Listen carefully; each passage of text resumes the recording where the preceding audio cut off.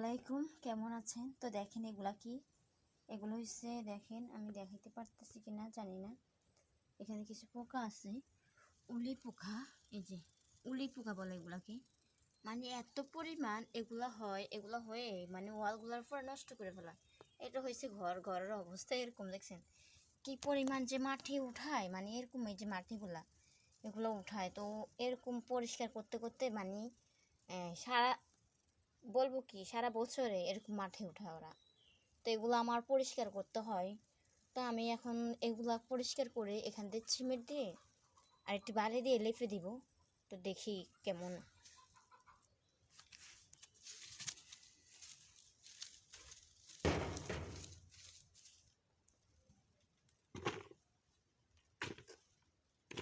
তো মাটিগুলা নিয়ে নিয়েছি মানে উঠায়া, তো এগুলা এখন রেখে দিব। এগুলো আমি ফেলবো না, কারণ এগুলাতে চুলা যদি লেপি না, মাটির চুলা, তো অনেক মানে কালারটা খুবই সুন্দর হয়। কিছু বালি নিয়ে নিব, বালি নিয়ে এই বালিগুলো দিয়ে তারপরে সিমেন্ট মিক্স করে তারপরে যে ওইখানে মানে যে ছিদ্রগুলো আছে এগুলো অফ করে দিব। তাহলে আর ওই পোকাগুলা আর মানে উঠতে পারবে না। পানিও চলে আসছে, আসলে পানিটা ট্যাঙ্কিতে উঠতেছে না। আমি একটা মানে এর মধ্যে আছে, পানির প্রেশার কম, খুবই কম, তো এই জন্য মনে হয় ট্যাঙ্কিতে পানি উঠে না। তো আমি কিছু সিমেন্ট নিয়ে নেব, যেহেতু সিমেন্ট প্যাকেটের ভিতরে কিছু সিমেন্ট দিয়ে দিচ্ছি। তো সিমেন্টগুলা দেওয়া হইলে তারপরে যে অনেকগুলো সিমেন্ট দিয়ে দিয়েছি, আর বালির সাথে আর সিমেন্টের সাথে আমি মিক্স করে নেব। তো কাল ওই দিন একবার এটা করতে যাই আমার একবার হাতে পুরা সিমেন্টের হাত পুরো খেয়ে ফেলছে। তো এই জন্য আমি একটা চামচ নিয়ে নিয়েছি, চামচ দিয়ে দিয়ে করব। এখন আমি পানি দিয়ে মিক্স করে নিব, কারণ যেহেতু এটা একটু পানি দিতে হবে। তো আমি পানি দিয়েছি, তো আমি একটা মিক্সার করে নিব। মিক্সারটা করে নিয়েছি, এখন এটা নিয়ে যাব ঘরে। যেহেতু অন্ধকার মানে লাইটের আলোটা ফোকাস হয় না, ভালো করে আলো হয় না, তো আমি এখানে এগুলা দিয়ে দেব। দেখেন কিভাবে দিচ্ছি, এভাবে এভাবে আটকে দেব। তো আমি অনেকটা দিয়ে দিয়েছি, তো আর দেব। এভাবে দিলে এটা মানে আর এখান দিয়ে উঠবে না মাটিগুলা, মানে এত মাটি উঠে যে অবস্থা পুরো খারাপ হয়ে যায়। এখানে এক সাইড তো হয়েছে, এক সাইড তো করেছি, তো আবার এই পাশেও করেছি। তো এক সাইড দেখেন, এই সাইডের অবস্থা কি, এই দেখেন কীভাবে, দেখেন কি পরিমাণ মাটি উঠাইছে, মানে অনেক প্রচুর মাটি উঠাইছে। এগুলো সব মাটি, এগুলো আমি উঠাই মানে ইয়েগুলো পাল্লাগুলোর গোড়া গোড়া পুরা ইয়ে করে ফেলছে, খেয়ে ফেলছে।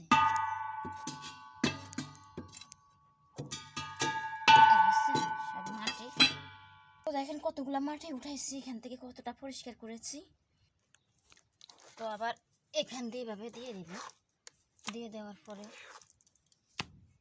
এটা আটকাই দিলে ভিতরে ভালো করে, তাহলে আর উলির মাটি উঠবে না।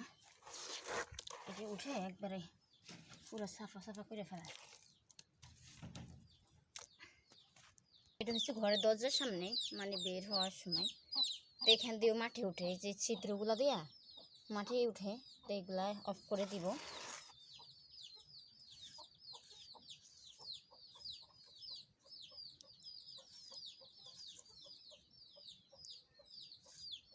মানে এত কাজ বাড়িটার মধ্যে থাকে, সারাদিন কাজ আর কাজ, কাজ আর কাজ, কোনো মানে করলে সারাদিনে করা যায়, মানে এত কাজ থাকে।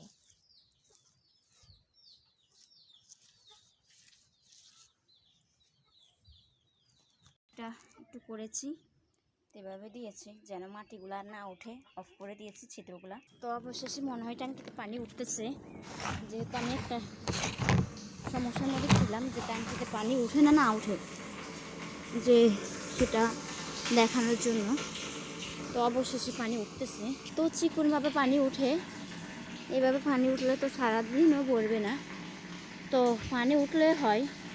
যদি পানি না উঠে তাহলে তো অনেক সমস্যা হইব, আর পরে তো অনেক। তো পানি উঠতেছে, এটাই আলহামদুলিল্লাহ, আল্লাহর কাছে লাখ লাখ শুকরিয়া। কারণ অনেক ইয়েতে ছিলাম যে সাপ্লাই পানি তো আসলে পানির প্রেশার এত কম যে পানি মানে উঠবে না উঠবে একটা ইয়েতে ছিলাম। তো উঠতেছে অবশেষে, যাক আলহামদুলিল্লাহ, আল্লাহর কাছে লাখ লাখ কোটি কোটি শুক্রিয়া। তো আমার এই যে সুহিজাল গাছটা আমার বোনে, মেজো বোনে এইটুকানি আনছে, অল্প একটু ছোটো আনছে, অল্প একটু ছোটো। তো অল্প একটু ছোটো আনার পরে এই গাছগুলো এখন অনেকটা বড় হয়েছে। তো হলে তো হলো, বড় হতে হতে যে কী অবস্থা, সুহিজাল ধরে নাকি।